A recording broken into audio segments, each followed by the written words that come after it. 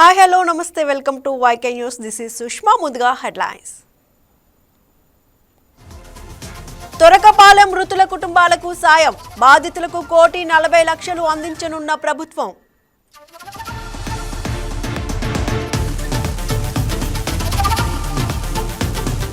జగన్ జమానాలోనే జనార్దన్ రావు నకిలీ దందా, రిమాండ్ రిపోర్ట్లో వెల్లడించిన ఎక్సైజ్ అధికారులు.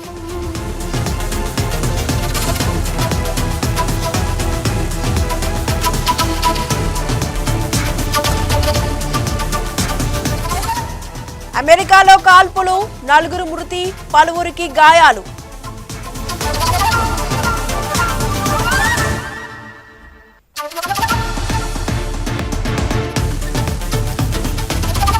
దక్షిణ కోస్తాంధ్రపై ఉపరితల ఆవర్తనం, 5 జిల్లాల్లో ఉరుములు మెరుపులతో కూడిన వర్షాలు.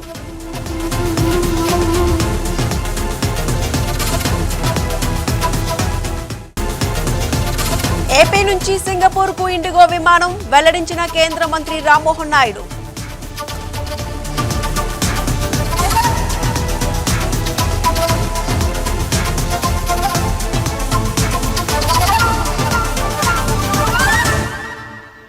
ఏసీక కూటమి ప్రభుత్వం ఏర్పడిన తర్వాత ఉత్తరాంధ్ర అభివృద్ధిపై ప్రత్యేక దృష్టి సారించింది. విశాఖపట్నాన్ని టెక్నాలజీ హబ్గా మార్చి రోల్ మోడల్గా నిలిపేందుకు సీఎం చంద్రబాబు చర్యలు చేపట్టారు. దీనిలో భాగంగా రాష్ట్ర ఐటీ విద్యాశాఖ మంత్రి నారా లోకేష్ ఇవాళ విశాఖ నగరంలో పర్యటించనున్నారు. రాష్ట్రంలోనే మొట్టమొదటి ఆర్టిఫిషియల్ ఇంటెలిజెన్స్ ఆధారిత ఎడ్జ్ డేటా సెంటర్కు ఆయన శంకుస్థాపన చేయనున్నారు. ఇదే అంశంపై పూర్తి సమాచారం మా special correspondent Durga Prasad live లో అందిస్తారు. దుర్గా ప్రసాద్, మంత్రి లోకేష్ టూర్ అప్డేట్స్ ఏంటి? Good morning madam. మంత్రి నారా లోకేష్ ఈరోజు విశాఖకు రానున్నారు.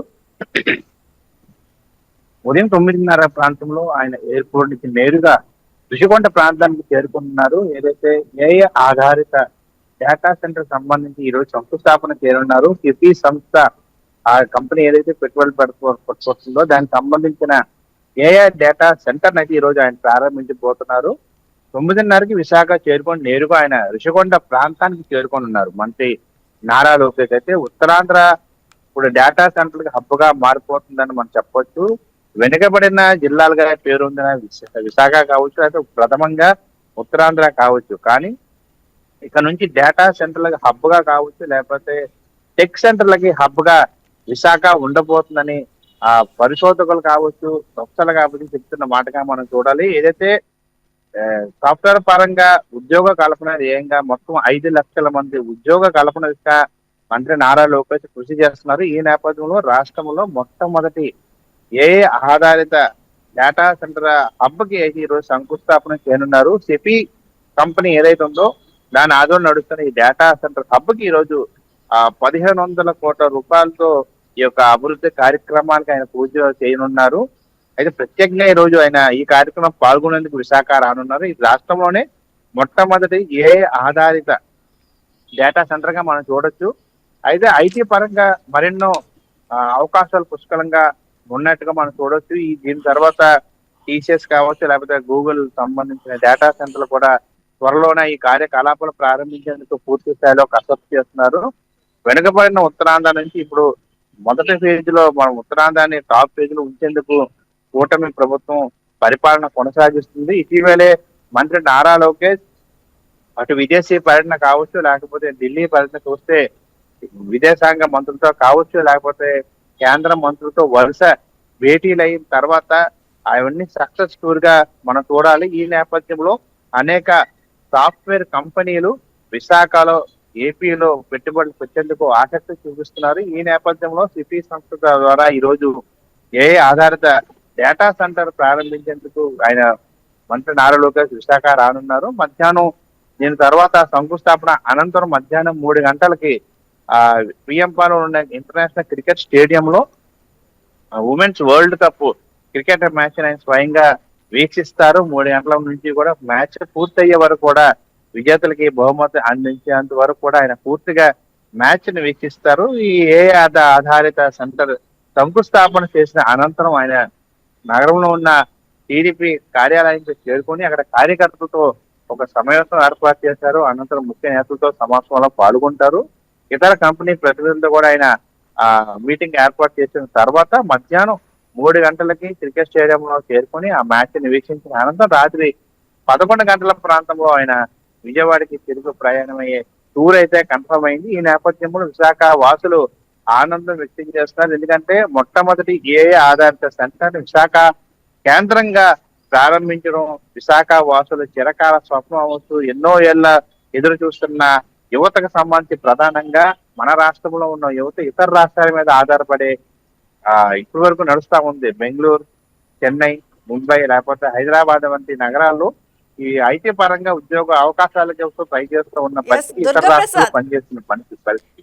కానీ కూటమి పార్టీ లేకపోతే కూటమి అధికారంలోకి వచ్చిన తర్వాత ప్రజలకి పూర్తి స్థాయిలో విశ్వాసం ఉంది. ఖచ్చితంగా ఐటీ హబ్ గా ఏపీ మంచి డెవలప్ కాబోతుందని, దానికి నాంది పలికేందుకు ప్రజల్లో విశ్వాసం కలిగించేందుకు మొట్టమొదటిగా ఏఐ ఆధారిత సెంటర్ ని విశాఖ కేంద్రంగా ప్రారంభించడం కూడా ఆ విశ్వాసం ఆనందం వ్యక్తం చేస్తారు. రానున్న 2-3 ఏళ్లలో ఐటీకి కన్నాగా లేకపోతే ఐటీకి ఒక కేంద్ర బిందువుగా విశాఖ కానుందని చెప్పేసి మనం విశ్వాసంగా చెప్పొచ్చు మేడం.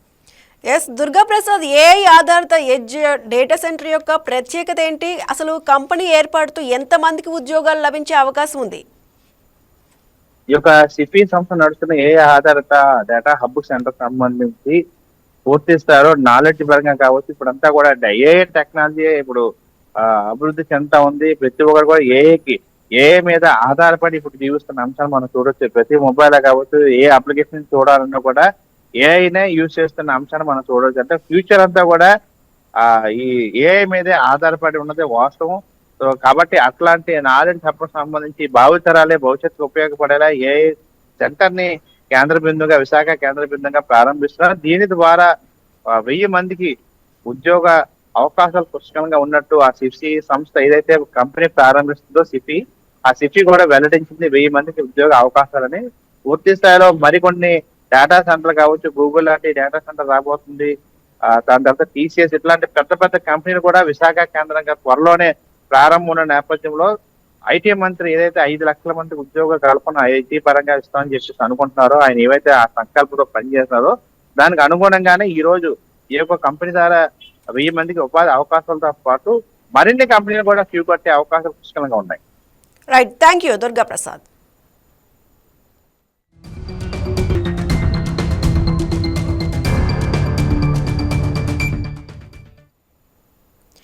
ఇక విజయవాడ సింగపూర్ మధ్య ఇండిగో నూతన విమాన సర్వీస్ గన్నవరం ఎయిర్పోర్ట్ నుంచి త్వరలో ప్రారంభం కానుంది. ఈ విషయాన్ని కేంద్ర విమానయాన శాఖ మంత్రి రామ్మోహన్ నాయుడు తెలిపారు. త్వరలో మరిన్ని గ్లోబల్ సిటీలకు కనెక్టివిటీ ఫ్లైట్స్ అందుబాటులోకి వస్తాయన్నారు. దీనిపై మరింత సమాచారాన్ని మా స్పెషల్ కరెస్పాండెంట్ కృష్ణారావు ఫోన్ ద్వారా అందిస్తారు. కృష్ణారావు, విజయవాడ సింగపూర్ ఫ్లైట్ ఎప్పటి నుంచి అందుబాటులోకి వస్తుంది? సుష్మా, ఈ గన్నవరం అంతర్జాతీయ విమానాశ్రయానికి కొత్త శోభ సంతరించుకుంటుంది. ఏదైతే మన రామ్మోహన్ నాయుడు విమానాశ్రయ కేంద్ర మంత్రి అయ్యారో అప్పటి నుంచి కూడా గన్నవరం మీద ప్రత్యేక దృష్టి సారించారు.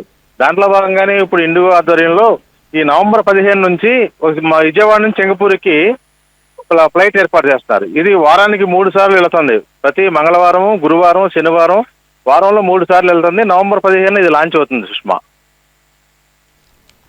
ఓకే కృష్ణారావు, ఈ ఫ్లైట్ షెడ్యూల్ ఏంటి? అంటే టైమింగ్స్ అన్ని డిసైడ్ అయ్యాయా? టైమింగ్స్ అంటే డిసైడ్ చేశారు సుష్మా. ఇప్పుడు ఫస్ట్ వారానికి 3 సార్లు దీన్ని నడపాలనుకున్నారు. అది కూడా మంగళవారము, గురువారము, శనివారం ఉంటుంది. అది టైమింగ్స్ అనేది దాన్ని అధికారులు సెట్ చేస్తున్నారు. దీనికి సంబంధించి ఏంటంటే ఇది స్థానికులతో పాటు ఈ ఫ్లైట్ కోసం ఎప్పటి నుంచో ఎదురు చూస్తున్నారు. ఇది స్థానికంగా కానీ విజయవాడ నుంచి కానీ సింగపూర్ టీమ్స్ ఇక్కడికి రావడానికి వెళ్ళటానికి వస్తున్నారు. అది ముఖ్యంగా కూడా ఏంటంటే ఇది మన రాష్ట్ర ముఖ్యమంత్రి నారా చంద్రబాబు నాయుడు జూలై 28న విజయవాడ నుంచి సింగపూర్ వెళ్ళటానికి ఆ ఎయిర్పోర్ట్కి వచ్చారు. అప్పుడు ఆయన మనసులో మాట అక్కడ చెప్పారు, ఇక్కడ మనకి విజయవాడ నుంచి సింగపూర్కి డైరెక్ట్ ఫ్లైట్ ఉంటే బాగుంటుందని. అది ఎన్న కేంద్ర మంత్రి రామ్మోహన్ నాయుడు అది వెంటనే అనతి కాలంలోనే చాలా తక్కువ టైంలోనే దాన్ని ఆచరణలో తీసుకురావడం పట్ల సర్వత్రా హర్షం వ్యక్తమవుతుంది. సుష్మా, ఎస్ కృష్ణారావు, గన్నవరం విమానాశ్రయంలో అయితే ఇంటిగ్రేటెడ్ టెర్మినల్ నిర్మాణం అయితే జరుగుతోంది. దీని అప్డేట్స్ ఏంటి? మొత్తం దీని మీద పెద్ద ఎత్తున ప్లానింగ్ జరుగుతుంది. ఇప్పటికే దానికి సంబంధించిన ఏర్పాట్లన్నీ కూడా ఇటీవల కేంద్ర మంత్రి పర్యటించి వాటన్నిటిని చూశారు. దానికోసం ఆ టెర్మినల్ కి సంబంధించినటువంటి ఏర్పాట్లు, ఇంకా పబ్లిక్ ప్రయాణికులకి ఇంకా చాలాటువంటి దీన్ని అందుబాటులో తీసుకురావడంతో పాటు అక్కడ ఉన్నటువంటి దాన్ని చాలా సుందరీకరణతో కూడా చేస్తున్నారు. సుందరీకరణలో భాగంగా ఆ గ్రీనరీకి ఎక్కువ ప్రాధాన్యత ఇస్తున్నారు. గ్రీనరీకి సంబంధించి మొన్న మొక్కలకి కూడా ఎక్కువ మొత్తంలో నాటారు. అట్లాగే ప్రయాణికులకి అక్కడ ఉన్నటువంటి సదుపాయాలని ఇంకా ఎక్కువ దీన్ని తీసుకురావడం కోసం కొత్తగా ఎక్కడ ఎయిర్పోర్ట్ లేని విధంగా ఇక్కడ 10 రూపాయలకి టీ కానీ, కాఫీ కానీ, సమోసా కానీ అందుబాటులో తీసుకొచ్చే విధంగా ఒక అంతర్జాతీయ విమానాశ్రయంలో ప్రయాణికుడికి కావాల్సినటువంటి సదుపాయాలన్నింటినీ కూడా చూస్తున్నారు. దాంట్లో భాగంగానే ఇవన్నీ కూడా ఏర్పాటు జరుగుతుంది. Sushma, right, thank you Krishnarao.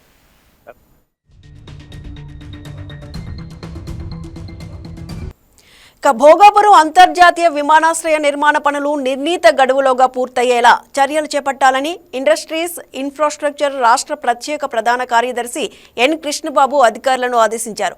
APIDC MD Praveen Aditya, collector S Ramasundar Reddy ఇతర అధికారులతో కలిసి విమానాశ్రయ పనులను పరిశీలించారు. ట్రంపెట్ బ్రిడ్జ్ వద్ద అనుసంధాన రహదారి, టెర్మినల్ భవనం, రన్వే తదితర నిర్మాణాల ప్రగతిని అడిగి తెలుసుకున్నారు.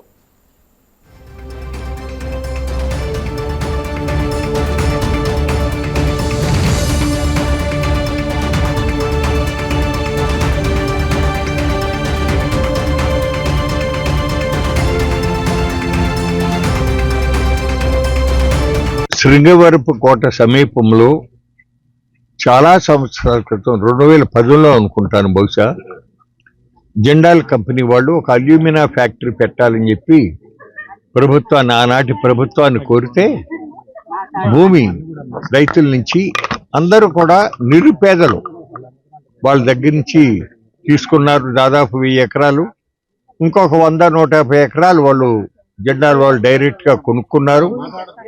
రైతులకి చాలా హామీలు ఇచ్చారు, లిఖితపూర్వకంగా కాగితం మీద ఇచ్చారు. మీకు మా కంపెనీలో షేర్లు ఇస్తాము, చాలా మందికి ఉద్యోగాలు ఇస్తాము, అది ఇదని చెప్పి ఇచ్చారు. కానీ చివరికి ఏది జరగలా, 2 ఫ్యాక్టరీ రాలా. ఆ పరిస్థితుల్లో వాళ్ళందరూ కూడా సాగు చేసుకుంటా ఉన్నారు చాలా మంది.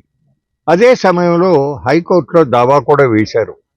ఎందుకంటే కిందటిసారి జగన్మోహన్ రెడ్డి గారి గవర్నమెంట్ ఉండగా ఎంఎస్ఎంఈ పార్కుకి అనంతపురం జిల్లా బ్రహ్మసముద్రం కేజీబీవీ విద్యార్థిని మృతి చెందిన ఘటన ఆలస్యంగా వెలుగులోకి వచ్చింది. పడమటి కోటిపల్లి గ్రామానికి చెందిన జి చందన కేజీబీవీలో 9వ తరగతి చదువుతోంది. గురువారం అర్ధరాత్రి 1 గంట ప్రాంతంలో ఊపిరి తీసుకోవడం కష్టంగా మారిందని ఈ సమాచారం అందుకున్న తల్లిదండ్రులు కూతుర్ని తీసుకొని బ్రహ్మసముద్రం ప్రభుత్వ ఆసుపత్రికి తరలించారు. పరిస్థితి విషమంగా ఉండడంతో కళ్యాణదుర్గం ఆర్టీటీకి తరలించారు. చికిత్స పొందుతూ విద్యార్థిని మృతి చెందింది.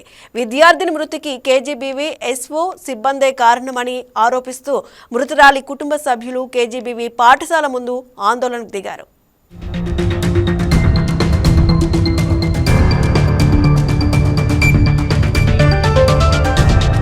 నా పేరు నరసింహమూర్తి. మా అన్న కూతురు బ్రహ్మసముద్రం మండలం బ్రహ్మసముద్రంలో హాస్టల్లో ఉంది. రాత్రి 1 గంట నుంచి ఇబ్బంది పడుతూ ఉంది. పడినా వాళ్ళు అక్కడ నిర్లక్ష్యం వల్ల రాత్రి తెల్లవారుజామున 6 గంటలకు ఫోన్ చేస్తే అప్పుడే వెంటనే పోయి తీసుకొచ్చే టయానికి అప్పుడే పాప సీరియస్లో ఉంది. హాస్పిటల్కి వచ్చినాం, గవర్నమెంట్ హాస్పిటల్కి వచ్చి అక్కడ కరెంటు లేనందువల్ల ఆక్సిజన్ అందలేదు. వెంటనే అంబులెన్స్ ఫోన్ చేసి కళ్యాణదుర్గం తరలించడం జరిగింది. కళ్యాణదుర్గం వచ్చిన వెంటనే పాప చనిపోవడం జరిగింది.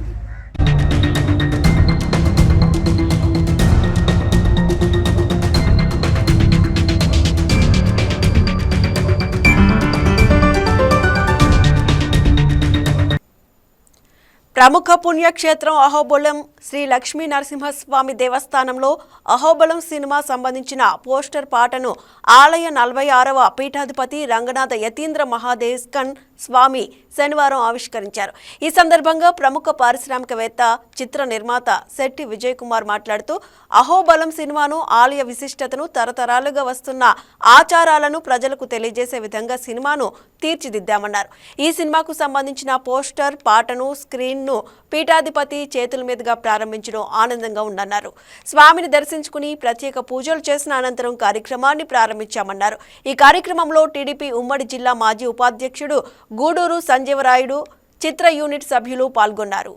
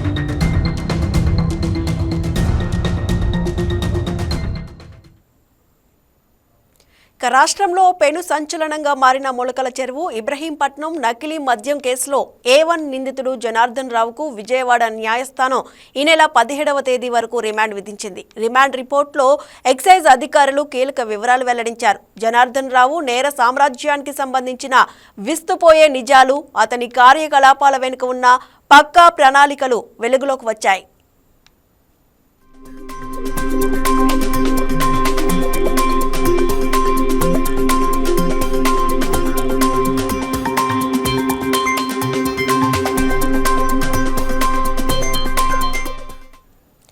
రిమాండ్ రిపోర్టు ప్రకారం జనార్దన్ రావు 2012 నుంచి మద్యం వ్యాపారంలో ఉన్నాడు. ఇబ్రహీంపట్నంలో ANR పేరుతో బార్ నడుపుతూ మంచి లాభాలే ఆర్జించాడు. అయితే బార్ను వేరే ప్రాంతానికి మార్చడం, కరోనా సంక్షోభం కారణంగా వ్యాపారంలో నష్టం వచ్చింది. ఆర్థిక కష్టాలతో జనార్దన్ రావు అడ్డదారి తొక్కాడు. నకిలీ మద్యం తయారీకి తెరతీశాడు.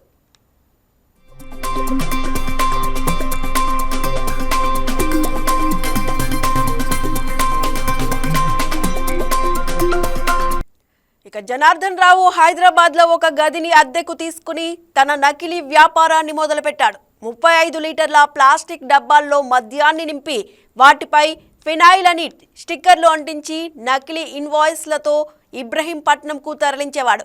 అక్కడ హాజీ అనే వ్యక్తి వాటిని అందుకుని లీటర్ బాటిళ్లలో నింపి విక్రయించేవాడు. ఇలా కొన్నాళ్ల పాటు తన అక్రమ వ్యాపారాన్ని గుట్టు చప్పుడు కాకుండా నడిపించాడు.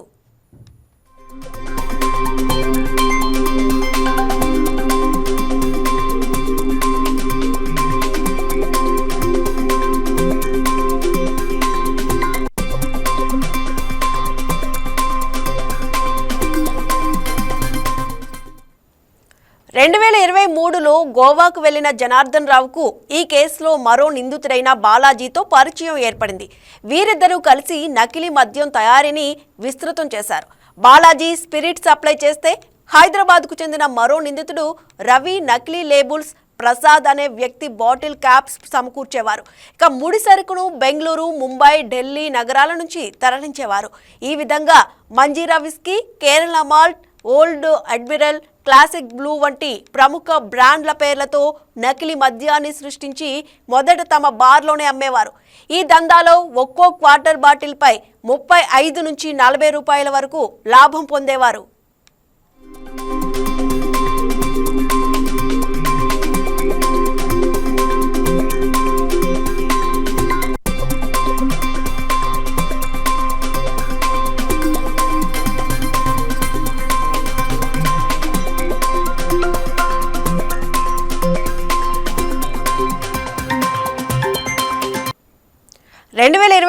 ఎన్నికల సమయంలో నిఘా పెరగడంతో కార్యకలాపాలను తాత్కాలికంగా నిలిపివేశారు. ఇదే సమయంలో తంబళ్లపల్లి టీడీపీ అభ్యర్థిగా పోటీ చేసిన జయచంద్రారెడ్డితో జనార్దన్ రావుకు స్నేహం ఉందని, ఆయన అనుచరులైన సురేంద్ర నాయుడు, పిఏ రాజేష్లు వైన్ షాపులు దక్కించుకున్నారని ఎక్సైజ్ అధికారులు తమ రిమాండ్ రిపోర్ట్లో తెలిపారు.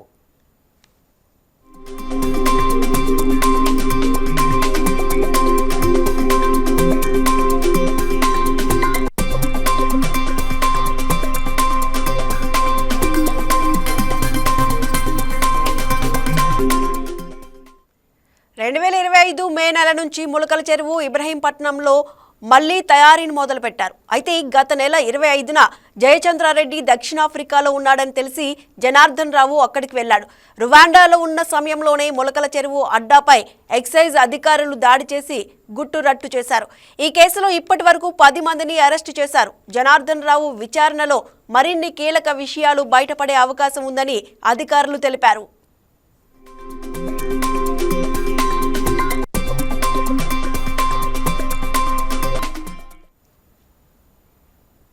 That's all for now. Keep watching YK News. Telugu Vari Gunde Chappudu.